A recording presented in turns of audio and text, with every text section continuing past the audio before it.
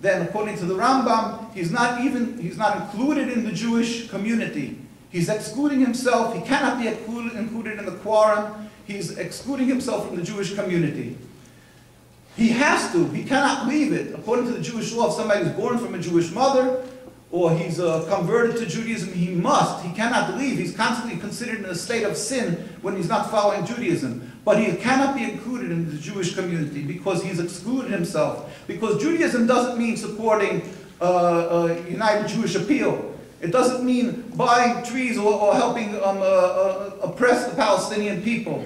It doesn't mean a chosen people to oppress another person or to do any of the other abominations that they do. Judaism means one thing only, the upholding of the commandments of the Torah. And we've been practicing this when we were in the Holy Land, when God gave us the Holy Land, and then afterwards when we were sent into exile by God for 2,000 years, we are, with God's help, subservient to the Almighty and trying, as is required of us, to better ourselves constantly in order that to sanctify God's name, that God's name should be glorified through our actions, through our submissiveness, and through our being true to God and His Torah. One of the concepts of the Torah is Mahu Racham Afatate Racham. Just as God is compassionate, you must be compassionate. All the laws of the Torah, if we uphold it, then we are godly. What people call human rights, we call godliness. That is what it means to be Jewish. Zionism, which was created around 130 years ago, a little over 100 years ago, was created again for a whole other issue, a transformation from the subservience to God to a nationalism, a materialistic goal, to have a piece of land, to be a nation amongst nations, just like Italians have Italy, Canadians have Canada, us of the United States, we have the United States. They are going to have a country. They're going to have a strong Olympic team. They're going to win gold medals. They're going to have a strong army. They're going to be proud. What does their proudness entail? Physical strength, totally void of spirituality. It has nothing to do with godliness. This is totally antithetical to what Judaism is, contradictory, and in the concept is in essence a heretical concept. It is built on putting God out of the equation. And it's true to this concept is the people who created it. Theodor Herzl, Chaim Weizmann, whoever you'd like to go through the names. Theodor Herzl was before Chaim, Theodor Herzl, Jabotinsky, and all the fathers of these movements. Just that you should get an idea how openly they detested the religion, how openly they were about their views, about what they felt about what Judaism should be and what they are. I'm going to quote what Theodor Herzl, the father of Zionism, wrote in his diary. On page 14 he wrote, "A way to solve the problem of anti-Semitism was to speak to the head priest of Vienna to get an appointment with the Pope, to make a mass conversion of all the Jews of Austria to Catholicism." This is the father of Zionism, our heroes, the ones who are supposedly saving us from our enemies who are trying to ruin the Jewish people and murder them and so forth. What is the solution? To go to Vienna to get an appointment to make a mass conversion of all the Jews of Austria to Catholicism. He continues, "It should be done on a Sunday, in the middle of the day, with music and pride publicly. We are the last generation that held on to the faith of our forefathers. And the conversion should be in St. Stephen's Cathedral." He goes on and on. His mind, it wasn't just a passing whim. This is what his solution to the problem of anti-Semitism. Simply, we should convert to another religion and finished. And what our grandparents and great-parents were burnt at the stake. And let them, and if you know how they were tortured in the Spanish Inquisition and what they went through, then you would know what it meant. They could simply have said, yes, they convert to Catholicism. And he takes all of this and threw it out with such impunity, with such lightheadedness. He says the Jews should convert out of their religion, and that will be the solution. It should be done with music and pride publicly. And then just to show that he wasn't just in any manner joking around or any way jesting. See, he wrote openly in a newspaper called Tamura. He wrote, "I didn't circumcise my son's hands." He announced in the newspapers, and it's very well known. One of the basics of Judaism, as mentioned before, a Jew who has no knowledge of anything throughout the generations knew one thing: they circumcised their sons. We have people who bear witness, and I myself dealt with these people. The people who were generals in the USSR, when they would have been caught for practicing Judaism, they would have been killed. And yet secretly they circumcised their children. They were ready to sacrifice everything just to keep this symbol of our covenant with the Almighty. And when he had all the freedom to do it, he announced that he's not circumcising his son until the day that he died. He didn't circumcise his one son's hands. This is just an example of who we're dealing with. Then I'll just mention two other from this group of gangsters. The other is Zev Jabotinsky, who was the mentor of Menachem Begin, a prime minister of Israel. And he wrote, I mentioned today, in the Chadosh Haaretz, it's in the newspaper, 1919, way before the creation of the state, he wrote, "The national home, we will announce that those Jews who have on themselves the rust of exile, and they deny to shave off their beards and their payas, will be second-class citizens, and not have the right to vote." This is the one who's representing God, the Star of David that they walk around with on their flag. The ones who use the menorah and call themselves Maccabees and all the other symbols that they use. And he announces that if Jews have themselves the symbol of Judaism, then they're going to be second-class citizens and not have a right to vote. It's just mind-boggling. But then let's go a generation further when we're talking about when the state happened.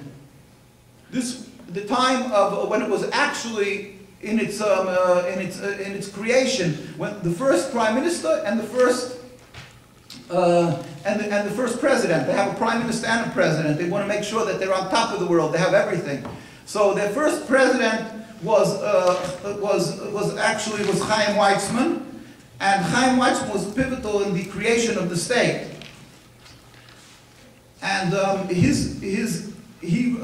had a meeting in 1938. They had a meeting about what to do with the Jews that they saw that they're going to be murdered because of Hitler with the Nazis. That this was 1938. So they had a meeting, and in this meeting, and this is very famous. It's quoted many times, but I'm going to quote just a Zionist source called the Jewish Press, October 1802, and this is what he said, quoting: "Palestine cannot absorb the Jews of Europe. We want the best of Jews," and it's a little confusing because they're talking about a time that they thought they could take in as many Jews as they want. It's before they had other issues. And they discussed whether they should take in Jews or not. So he said, "Palestine cannot absorb the Jews of Europe. We want only the best of Jewish youth to come to us. We want only the educated to enter Palestine for the purpose of increasing its culture. The other Jews will have to stay where they are and face whatever fate awaits them. These millions of Jews are dust on the wheels of history, and they have to be blown away. We don't want them pouring into Palestine. We don't want Tel Aviv to become another low-grade ghetto. In other words, these Jews die. All these Jews, we don't want them, because Jews like me will disturb their rebellion against God. They want the culture, the educated, musicians, mathematicians, professors, Jews who are the shtetl Jew, the ones who dress like us, that are true to Judaism, who will only be a bone in their throats. They should die." Which Arab leader did you hear who said a comment like this? This is what Zionism is. And to top it off, just you should know, Ben-Gurion, the first prime minister,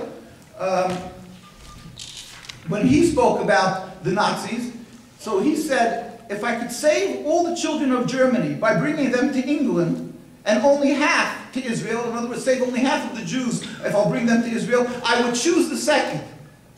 German Jews were very good for them because they were cultured, most of them were non-religious. So if I could save only half of those children, and by bringing them to Israel, let the rest of them die. Because, why? Because these people have thrown away the morals that we have, which we've accepted on Mount Sinai, to be godly, to emulate God, to have compassion, not to kill, not to steal. They threw God out, God forbid, which is not possible, but that's so to say. And therefore, all the morals that a human being has that comes from being God-fearing, they've lost. So they're ready to sacrifice on the altar of Zionism anything and everything that stands in its way. Human lives, both Palestinian, Muslim, Christian, and Jewish. And that's what they clearly stated and they clearly practiced. But that's another comment.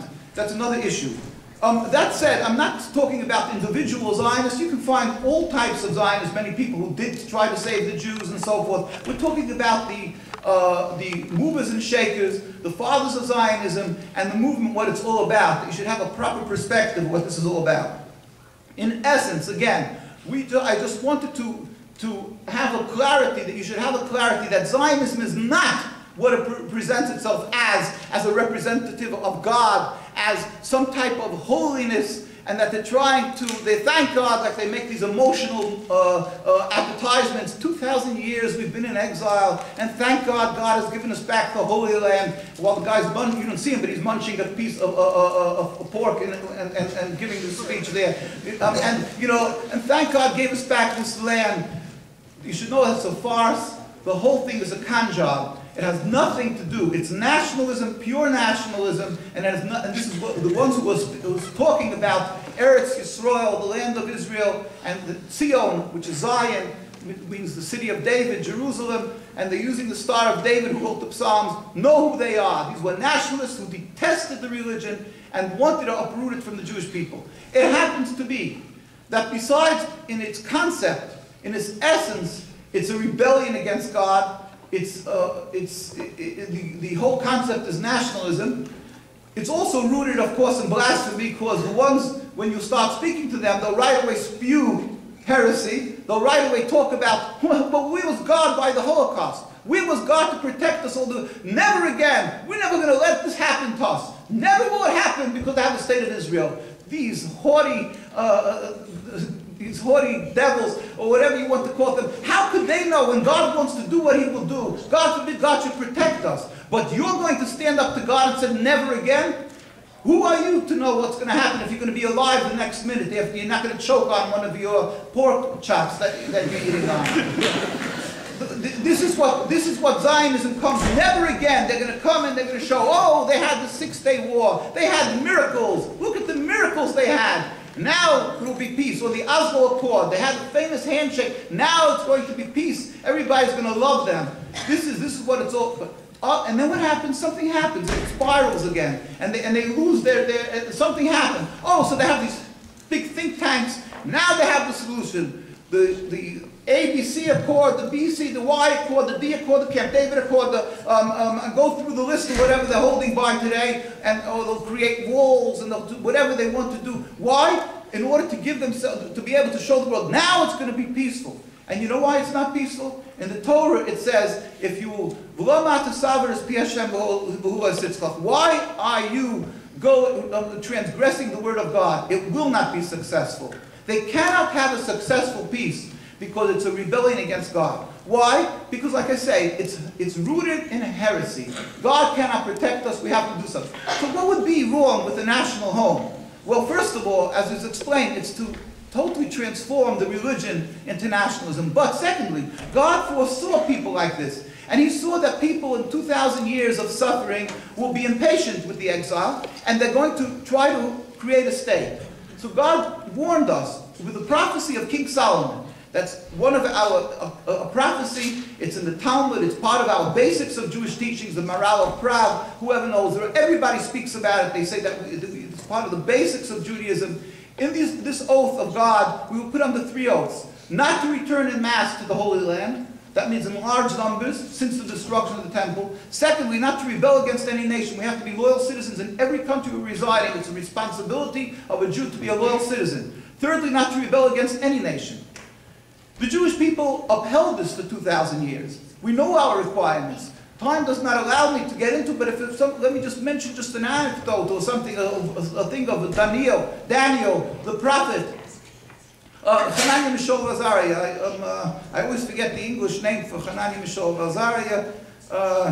It's the 3 people. They were thrown into the fire because they refused to bow down they were prophets anyways. You can look it up afterwards. And when they threw themselves into the fire, it says the king stood there and he saw they weren't getting burned. It's in the prophecy of Daniel. And he said to them, and so the people said, why don't you come out of the fire? They were in this tremendously hot oven and they weren't being burned. So they said they can't go out because it was the king's command that they were thrown in. So they didn't go out. Yet at the same time, they said to the king, when he said that they should bow down to serve, he said, when it comes to taxation, then you are our king. But when it comes to serving God, then you are like a dog the same. In other words, you cannot stop us from serving the Almighty. This is what they said. Yet, when it came to going to, when Moses went to the king of Pharaoh, to Pharaoh then, he also gave respect to him because it's a requirement of Judaism to be loyal in every country residing. But we were put under 3 oaths, not to return en masse since the destruction of the temple, not to rebel against any nation, and not to make any attempt to end exile. Zionism, when it came into fruition, the establishment of the state, they breached all these oaths of Judaism. They tried to enmass the Jewish people to go up forcefully from countries of different approaches by creating havoc in Muslim lands, putting bombs in synagogues, a whole other topic that we can get into that they were caught of doing, creating panic that the Jews should have to run away from other lands, creating anti-Semitism, which are the greatest experts in exacerbating anti-Semitism. Whatever they've done, they've created a situation that to get the Jews to en masse and return. They call themselves Eschalta de Geula, the beginning of redemption. That is what they call themselves, the beginning of God's redemption. The nerve, the audacity, the chutzpah of these people, these pig fressers, the pig eaters, that they have the nerve to call themselves the God's redemption. And this is what they flaunt themselves as while they're desecrating the Sabbath, the 10 Commandments, and every other law of the Torah. And clearly, we are forbidden to return en masse, and they are not the beginning of God's redemption. They are breaching every oath. But now, so therefore, all the rabbinical authorities universally oppose them. They oppose this concept of Zionism, which is clearly in flagrant opposition of the breaching all the laws of the Torah. And they knew who these people were. They were heretics, and they detested the religion. It wasn't that they just all of a sudden walked into the door and said, "Hi, you know, I have something with a beard and payas." They came in and they said, "Hi, you know, with this holy attire or something," and walked in and said, "We have a message from God, the prophets." The Jewish people in Europe knew who they were. They knew what Theodor Herzl. They read his diaries. They knew who Jabotinsky was. They knew these people. So they knew they're gangsters. They knew that they were heretics. So they ostracized them from every single Jewish community because they knew the concept is totally contradictory to Judaism and its action, that it's totally forbidden to make a state. They were ostracized from every Jewish community. They wanted to make this state in Uganda, in Patagonia, in many different areas that would be a fruitful, productive land. They were nationalists. They had nothing with God. On the contrary, if they could find some place on the map that's further from the state, from Palestine, the most further part, if they could have gone to the moon, they would have gone there rather than going to Palestine. But what happened was, they realized when their meetings they had in the 1890s in Switzerland, that they will never be able to gain enough support to create a nation. They must have the backing of the Jews and of the evangelistic Christians and so forth. So they decided we'll go to Palestine, and that's when they hijacked and kidnapped, basically, the identity of Judaism. That's when they decided to put on this aura of holiness. Oh, we're the beginning of God's redemption. This is the godliness, support us. And they knew they can count on the ignorance of the Jewish masses, because Reform Judaism, this movement away from Judaism, was actually flourishing, unfortunately, for already 100 years around. So many of these Jewish people were totally ignorant of the religion. They knew they could say to them, yes, this is the issue. We have to go back and make a land. And they knew these people would never know that according to the Torah it's forbidden. They also knew that they'll get the support of the evangelistic Christians. So because they look at the Old Testament, yeah, it says that the Jewish people, God gave them the land. And they have also other issues of Armageddon, that the Jews and the Muslims have to kill each other out. Some of them have this concept.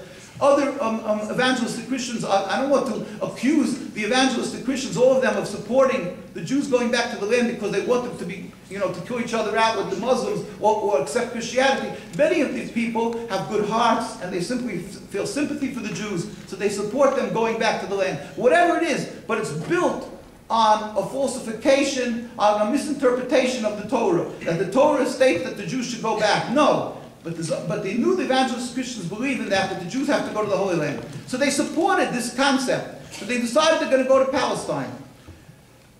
I've left out one of the basics, one of the most important issues that I didn't even mention. And that is that they this concept of creating the State of Israel was opposed universally by every single leader around the world, almost in its entirety. And we have it compiled in this book, The Rabbis Speak Out, from every single known leader around the world, Sephardic, Ashkenazic, that means from Europe, from Middle Eastern countries, from African countries. The leaders opposed this, and they understood clearly this is just totally contradictory. But they opposed it not only because, and not because it's going to steal the land from the Palestinian people. They oppose it because it's totally a contradiction to what it means to be a Jew. It's a contradiction to the Jewish teaching.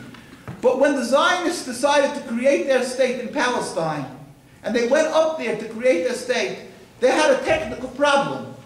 There were people living there, mostly Muslim. There was a Christian community, and there was a Jewish community. But the majority was, the vast majority, were Muslim. Now what are they going to do with these people? It's quite a complicated problem, this technical problem. So they had a very simple solution. Because there was no video cameras, there was no internet. Wow, there wasn't even any Facebook or anything like that. There was nothing to do there over there. So they were very easily told the world, hey, you know what? It's a land without a people for a people without a land. Finished. And they had the mic in their hands for over 60 years, and they were able to tell people, yeah, there's some nomads going around there, people in tents and so forth, but really it's like, and you know what, and when people started discovering that there is a people there, so they said, these people, you have to see, you can't even reckon with them, they're not a nation, they're nothing, and besides which, they're just evil, they're anti-Semites, they hate the Jews, they hate the Jews, and their only opposition to having this Jewish state, nothing because they had houses there, it happens to be, and they're living there generations. No, they don't want the Jewish people there because they hate Jews. They simply can't look at a Jew in the face. They're totally, they detest a Jew. There's nothing more despicable than that. Why? For many reasons. Because first of all, because you're stealing the land, they're murdering the people, displacing the people, all the terrible, terrible harm, the tragedy, the Nakba that has been done to the Palestinian people, the people of Gaza and Palestine, and today wherever they are in the four corners of the earth, in the refugee camps, who knows where they are, where they don't even know themselves.